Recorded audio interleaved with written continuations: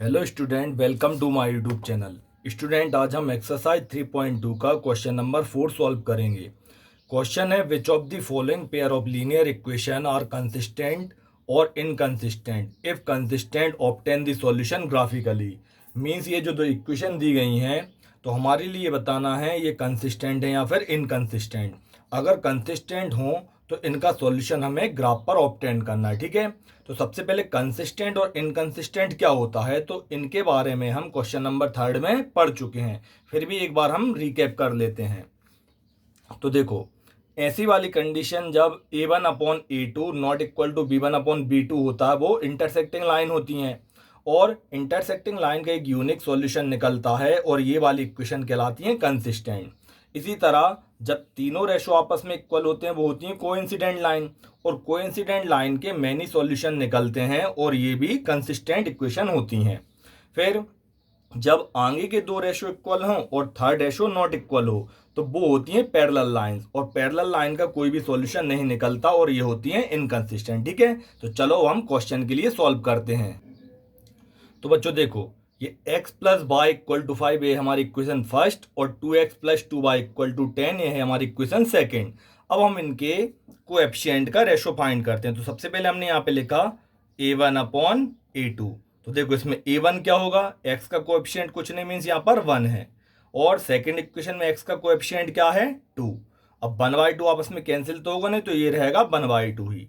इसी तरह b1/b2 हमने फाइंड किया, तो देखो इसमें y का कोएफिशिएंट क्या होगा 1, फिर सेकंड इक्वेशन में y का कोएफिशिएंट क्या है 2, तो ये रेशो 1/2 हो जाएगा। इसी तरह c1/c2, तो देखो इसमें पहली वाली में कांस्टेंट टर्म क्या है 5 और सेकंड वाली में क्या है 10। इनके लिए कैंसिल किया हमने, 5 बन जा 5, 5 2 जा 10। तो देखो ये जो तीनों रेशो हैं 1/2 1/2 1/2 मतलब तीनों आपस में इक्वल हैं, तो हम यहाँ पर ये लिखेंगे here a1/a2 equal to b1/b2 equal to c1/c2। जब तीनों रेशो आपस में इक्वल होते हैं तो वो कौन सी लाइन होती हैं, तो यहां पर ये होंगी कोइंसिडेंट लाइन। ठीक है, और जो कोइंसिडेंट लाइन होती हैं तो वो वाली इक्वेशन कौन सी कहलाती है कंसिस्टेंट। तो हम यहां पर ये लिखेंगे therefore the given pair of linear equation is consistent। तो ये वाली जो हमारी इक्वेशन का पेयर दिया है वो कौन सी है, कंसिस्टेंट है। अब ये कंसिस्टेंट है तो अब हमारे लिए इसके लिए ग्राफ पे भी ऑब्टेन करना पड़ेगा, तो हम यहां पर लिखेंगे फॉर ग्राफिकली सॉल्यूशन। तो चलो अब हम इसे ग्राफ पर फाइंड करते हैं। ठीक है, तो बच्चों ग्राफ पर रिप्रेजेंट करने के लिए सबसे पहले हम x और y की दो दो वैल्यू फाइंड करते हैं। ठीक है, तो हमने यहाँ पे लिखा फ्रॉम इक्वेशन फर्स्ट। अब इक्वेशन फर्स्ट है x plus y equal to 5। चलो पहले से थोड़ा सिंपल कर लेते हैं। तो x के इक्वल में हो जाएगा 5 और प्लस का y उस तरफ जाके क्या हो जाएगा माइनस का। फिर जैसे कि हमने पहले वाले क्वेश्चनों में किया है, हम y की अपने मन से कोई सी भी वैल्यू लेट करते हैं। तो सबसे पहले मैंने यहां पे लिखा व्हेन y इक्वल टू 2, मैंने पहले y की वैल्यू 2 ले ली, तो यहां पे ये क्या हो जाएगा, तो x इक्वल टू ये 5 का 5 माइनस और ये y की जगह पर क्या लिखना है 2, तो ये कितना निकलेगा x इक्वल टू 5 माइनस 2 करने पर क्या आएगा 3। तो इस तरह से देखो x की वैल्यू क्या होगी 3 और y हमने क्या लिया था 2, तो यहां पर ये 3 और 2 आ गया।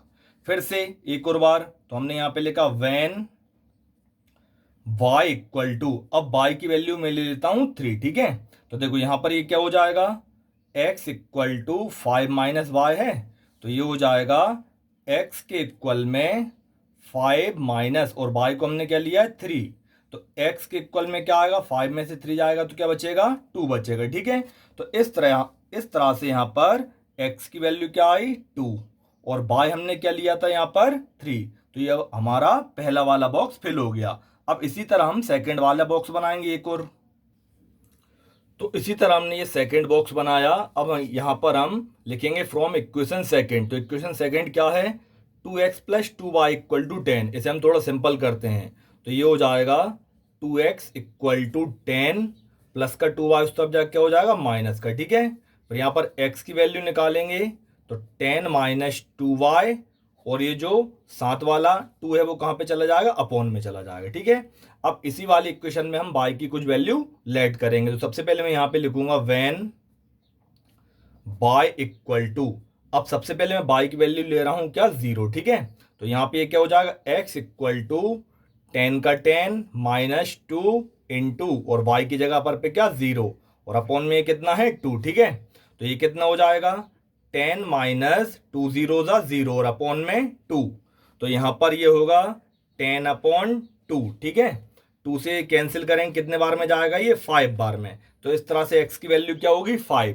तो हमने यहाँ पे लिखा x की वैल्यू 5 और y की वैल्यू क्या थी 0। फिर से एक और y की एक और वैल्यू लेट करते हैं हम। तो व्हेन y इक्वल टू, अब इस बार मैं y की वैल्यू ले रहा हूं क्या 1, ठीक है। तो यहाँ पे हो जाएगा x इक्वल टू ये 10 का 10 माइनस 2 यहाँ पर इंटू, और ये y की जगह पर अब क्या 1 लिया मैंने, ठीक है। और अपॉन में कितना है ये 2, तो ये कितना हो जाएगा 10 माइनस 2 1 ज़ा 2 और अपॉन में 2, ठीक है। तो यहाँ पर 10 में से 2 गया तो कितना बचा 8 और अपॉन में 2, फिर 2 से कैंसिल किया, 2 1 ज़ा 2 2 4 ज़ा 8। तो इस तरह से देखो x की वैल्यू क्या निकली 4, तो हम यहाँ पर लिखेंगे x की वैल्यू क्या 4, और इस बार हमने y क्या लिया था 1, तो यहाँ पर y की वैल्यू क्या हो जाएगी 1। तो इस तरह से ये देखो आपके 2 बॉक्स फिल हो गए। अब इन्हीं दोनों बॉक्स के लिए हम किस पर, ग्राफ पर रिप्रेजेंट करेंगे, ठीक है। तो बच्चों देखो ग्राफ पर रिप्रेजेंट करने के लिए सबसे पहले हमने एक ग्राफ बनाया है एक्स एक्सिस और ये वाई एक्सिस। अब देखो चूंकि इसमें नेगेटिव वैल्यू नहीं है इसलिए मैंने नेगेटिव आगे ड्रॉ नहीं किए, ठीक है। अब देखो सबसे पहले जो है क्या है 3 और 2 है, तो एक्स एक्सिस पे क्या है 3, तो हम यहाँ से ये 3 पर गए, और वाई एक्सिस पे क्या है 2, तो ये वाला पॉइंट हो गया हमारा क्या 3,2, ठीक है।